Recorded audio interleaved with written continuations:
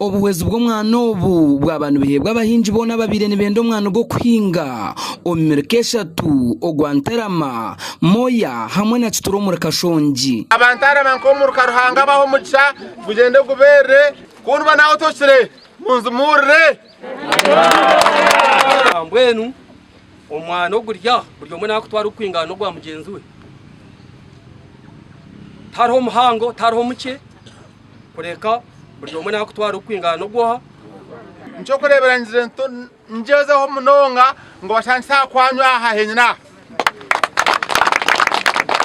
unajya mwijo wanje shanya kwezi omutamaza ka board omubo tazini hata bwa sevinga za board ziguro monyo gw'abana baguri ninga katabere tumukoko mbwenu nkacwa muntu ndebe ngo nahingo mwani naga baretera sero yanyu aha muze kugubyara. Abahinji basima Honorable Genensiyo Tumuramye abo mutima gwa rukundo ngo no kugumana ijuka abantu ba Kashongi no bwatakire mu office Kiruhura district nemanywa nk'enseru polisa konka kurigirira ometekatekere ya Honorable Genensiyo yasanga haruho aba batakubasa kutuga itaka ryo kuri sente abo kwa entenizirira hitaka rahango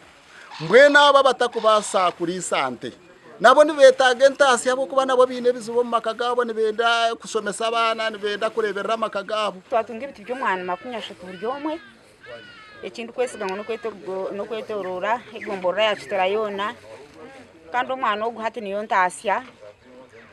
kandi kureba ngo Honorable bitaye no mutima gutekateka abantu ebite mitware 3 by'omwana gw'ekika cya Rubosta nubwo gwahebwa abantu 10 omireke 3 kandi buri muntu yaba natunga ebituma 13 by'omwani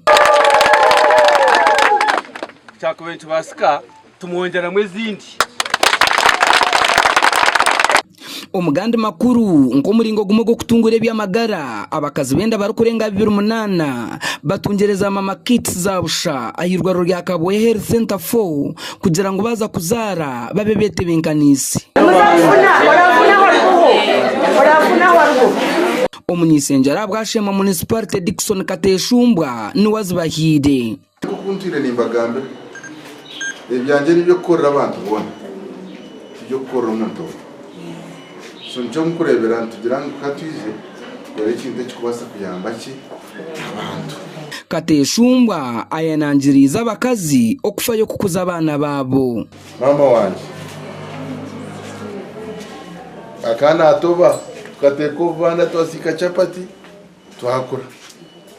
mbeno gumwana wazara tukamanya nise nabare MP kureka aine kusoma aine kureberwaje